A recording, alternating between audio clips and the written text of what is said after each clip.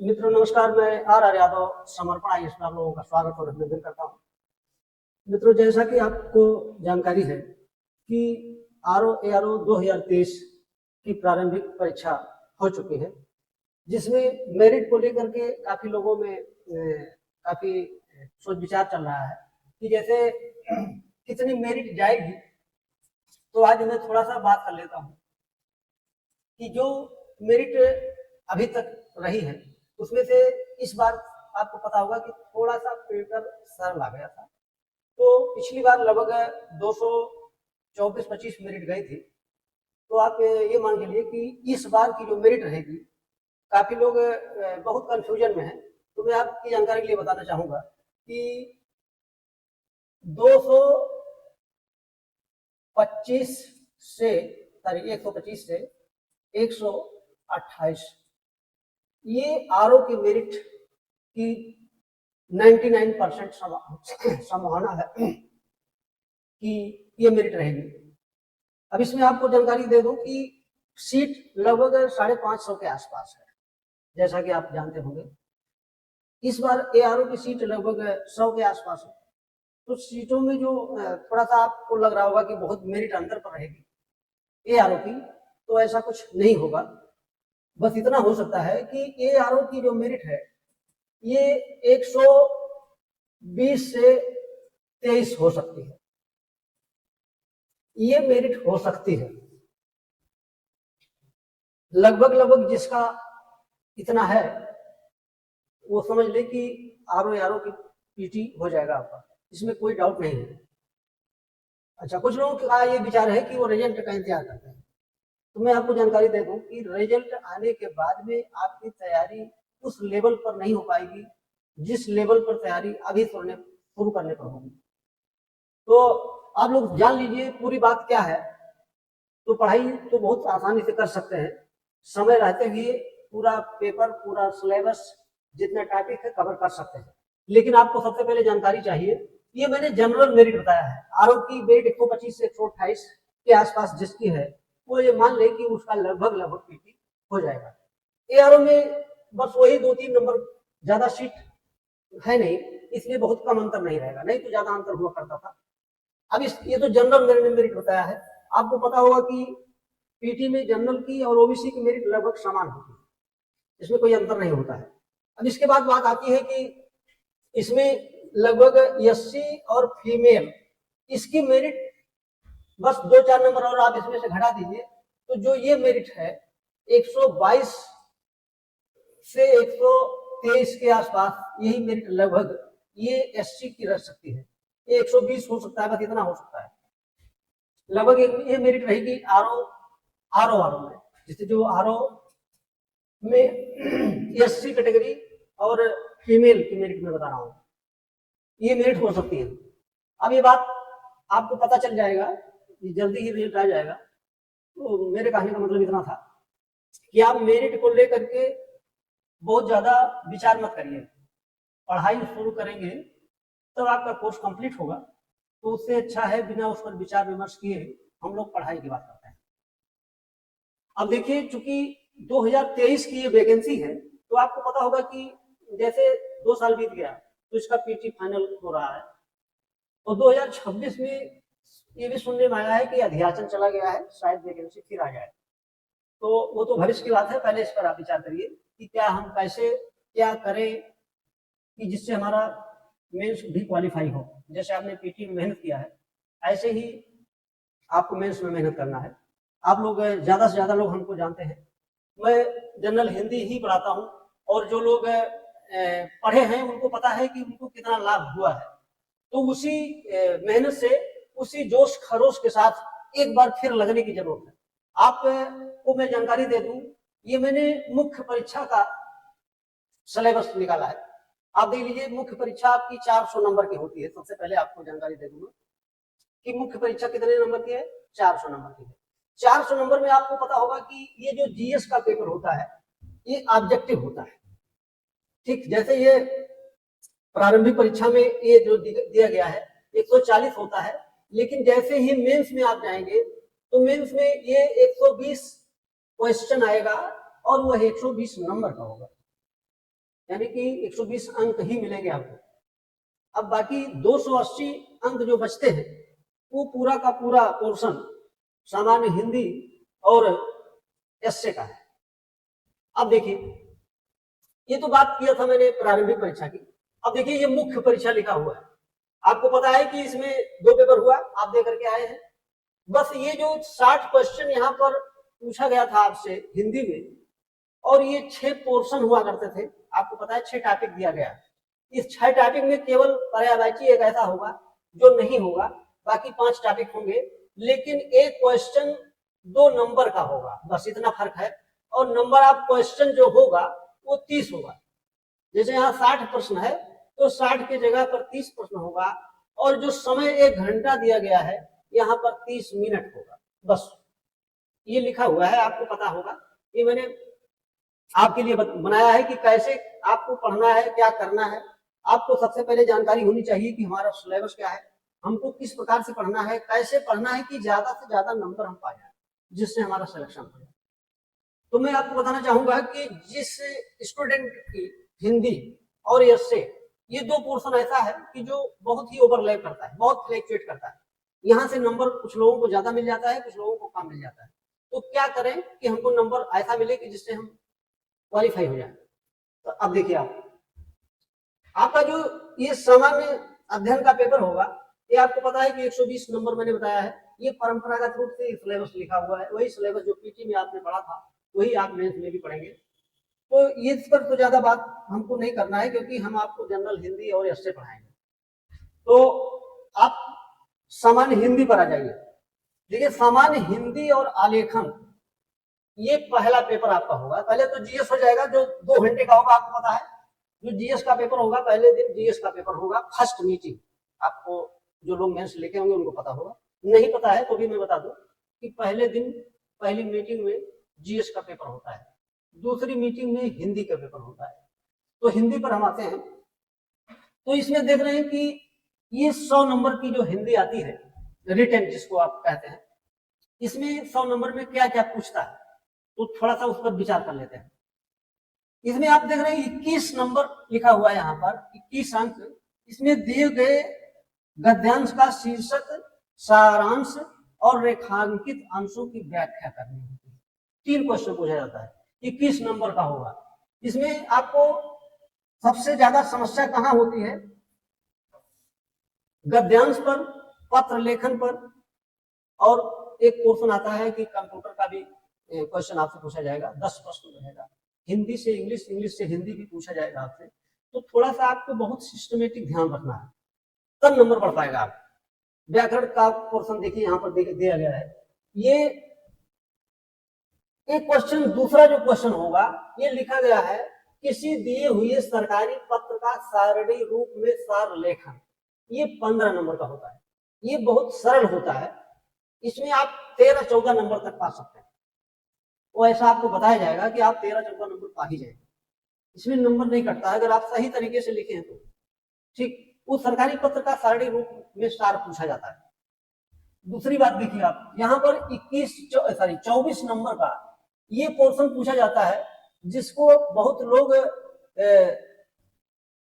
बहुत कम नंबर पाते हैं। ये 3 पत्र लिखना होगा आपको, 3 पत्र लिखना होगा, एक पत्र 8 नंबर का होगा।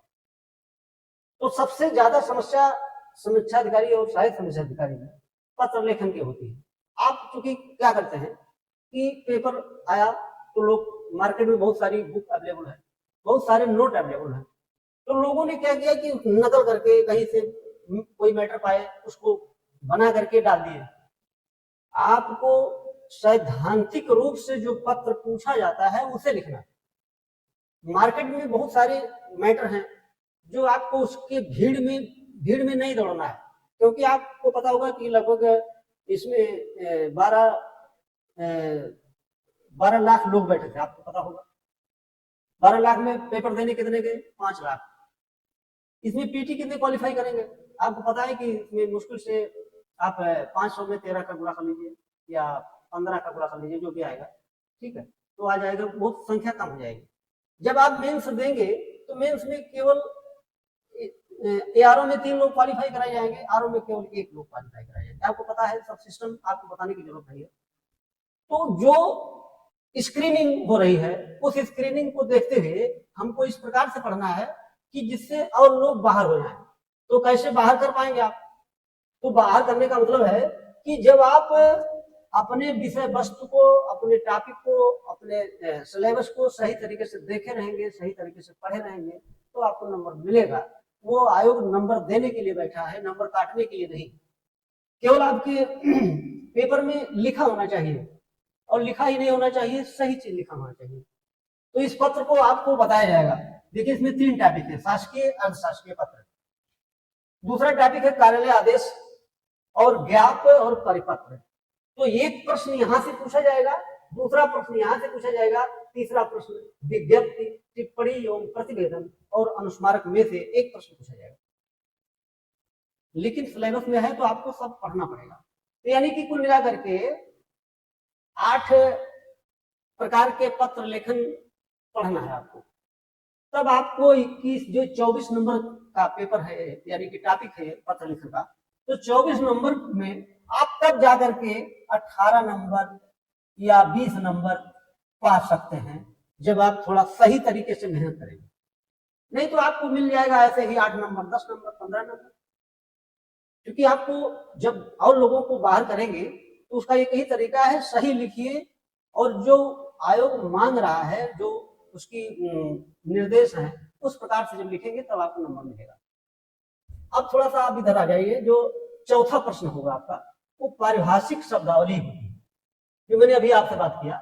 ये 10 नंबर अंग्रेजी से हिंदी लिखा गया है। ये 5 शब्द पूछा जाएगा, जो अंग्रेजी से हिंदी लिखना, अंग्रेजी में लिखा रहेगा, उसको आप ट्रांसलेट करके हिंदी में लिखेंगे। हिंदी से अंग्रेजी में लिखना है, वो भी 5 प्रश्न होगा, वो भी 10 नंबर देगा आपको। तो इसके लिए मैं आपको कुछ ऐसी चीज बताऊंगा, कुछ ऐसा मैटर बताऊंगा, कुछ ऐसा नोट दूंगा कि जिससे आपका कम से कम 9 शब्द सही हो जाएगा। एक आध शब्द की बात मैं नहीं करता, लेकिन 9 शब्द तक सही कराने की मैं गारंटी ले सकता हूं कि मैं अगर बताऊंगा तो 9 क्वेश्चन सही हो जाएगा आपका। अब कैसे सही हुआ ये तो बाद में बात करूंगा जब मैं पढ़ाऊंगा, लेकिन अभी आपको समझना है पेपर को कैसे सॉल्व करना है, कैसे पढ़ेंगे तब आपका नंबर बढ़ेगा। अब देख लीजिए, आप इधर मुहावरे एवं लोकोक्तियां, ये जो आप पढ़ते आए हैं, ये 10 नंबर का है।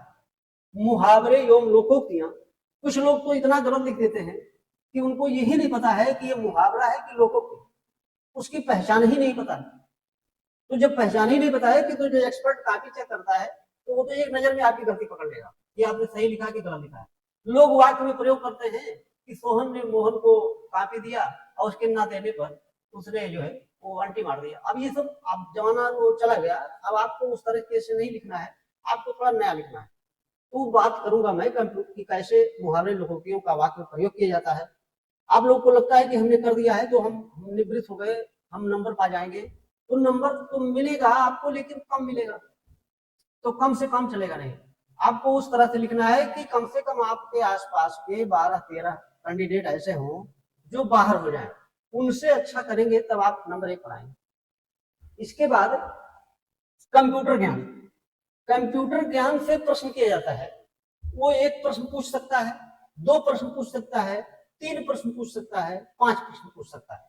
यह उसके ऊपर डिपेंड करता है कि वो कुछ टाइप के सवाल पूछेगा या कोई पूछ देगा सॉफ्टवेयर और हार्डवेयर में क्या अंतर है, समझाइए, माइक्रोसॉफ्ट किसे कहते हैं।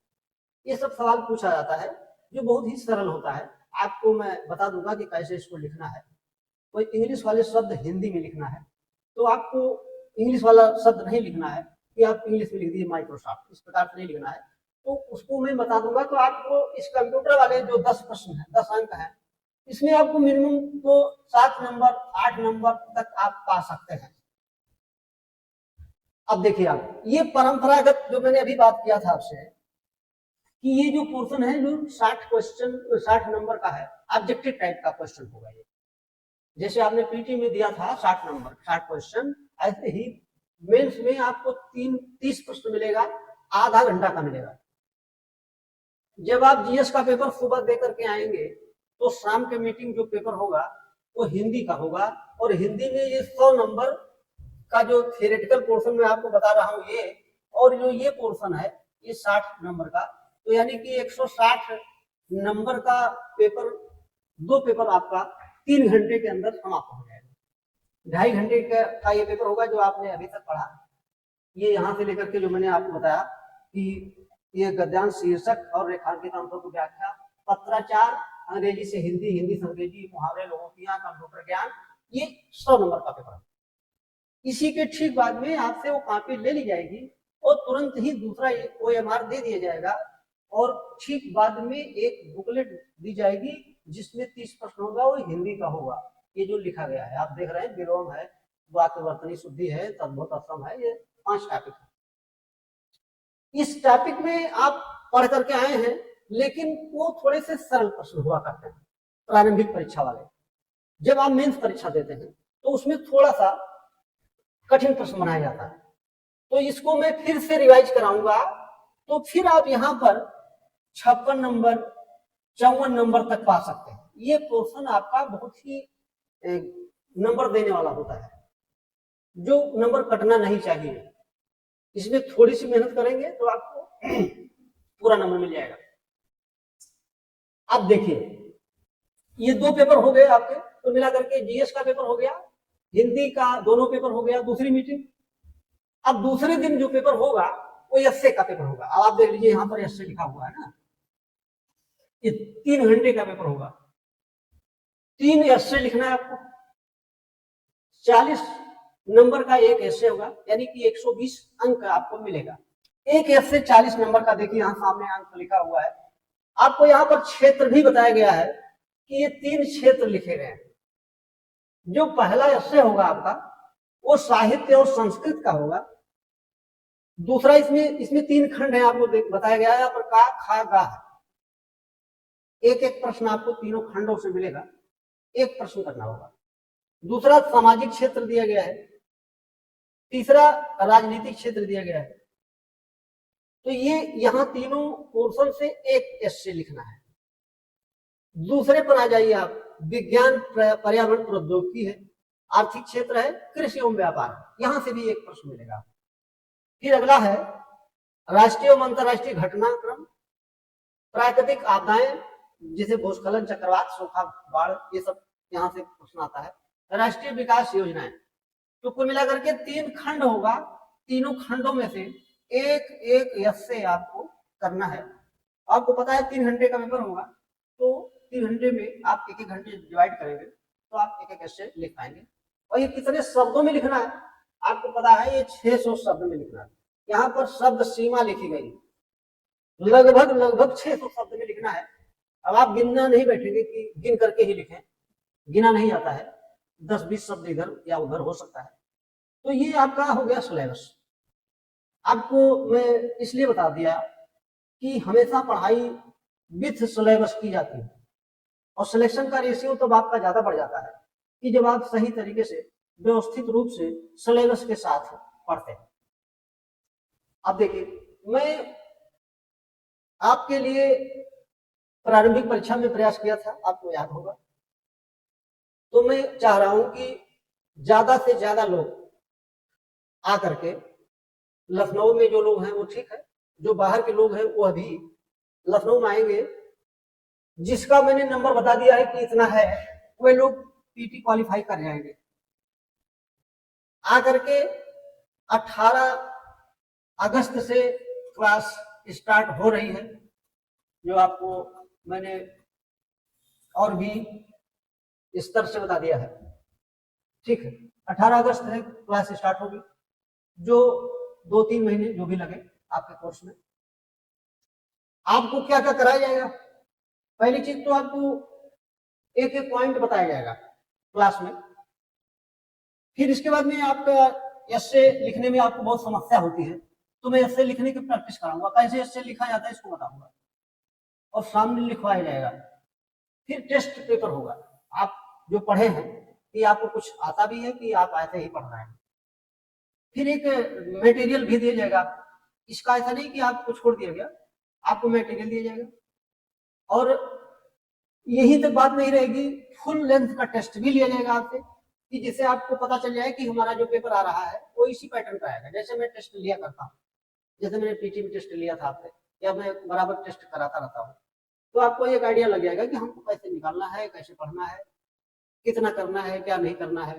ठीक, तो ये बात हो गई। अब बात आती है कि आप क्या चाहते हैं, आपकी डेडिकेसी क्या कहती है कि जैसे आप पढ़ना चाहते हैं तो आप 18 अगस्त से आकर के पढ़ाई शुरू कर सकते हैं। यहाँ हाइब्रिड मोड पर 2 क्लास आपको मिलेगी, जैसे आप क्लास में बैठे हैं, ठीक है, बाय द वे आप नहीं आ पाए तो आपको एक जो है वीडियो क्लास मिल जाएगी।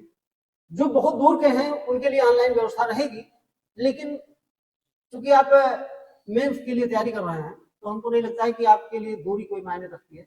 आप पढ़ाई के लिए लोग विदेशों में भी जाते हैं, तो एकमात्र पढ़ाई ही एक ऐसी चीज है कि जिससे आप ऊंचाई पर जा सकते हैं। तो आप लोगों को बहुत बहुत धन्यवाद, और आपके उज्जवल भविष्य के लिए हम तत्पर हैं। आप आइए और इसका लाभ उठाइए। 18 अगस्त से शुरू हो रहा है ROARO मेंस कोर्स, ऑनलाइन और ऑफलाइन दोनों मोड में। अभी जुड़े और 30% तक की छूट पाएं सिर्फ समर्पण IAS, लखनऊ में।